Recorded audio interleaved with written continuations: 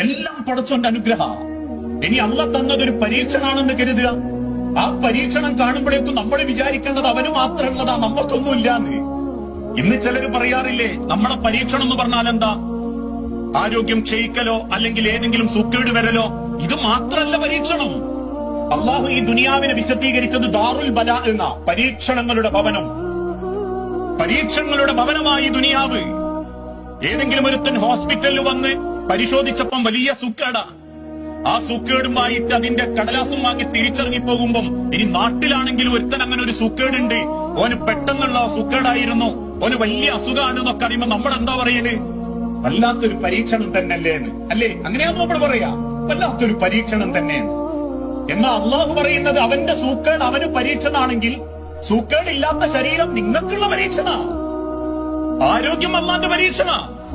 ജോലി അള്ളാന്റെ പരീക്ഷണ. ജോലി ഇല്ലാത്തവനും കൂലില്ലാത്തവനും പ്രയാസപ്പെട്ട് നടക്കുമ്പോ ജോലി ഉണ്ടെങ്കിൽ ജോലി ഒരു പരീക്ഷണ. വീടില്ലാത്തവൻ വാടക വീട്ടിൽ കയറി സങ്കടപ്പെട്ട് ആഴ്ചയും മാസവും കടന്നു പോകുന്നത് വെപ്രാളത്തോട് ഓർക്കുന്നുണ്ടെങ്കിൽ ഒരു കൂലിയും വാടകയും കൊടുക്കാതെ അടച്ചുറപ്പുള്ള റൂം കടന്നുറങ്ങുന്നത് അള്ളാന്റെ പരീക്ഷണ.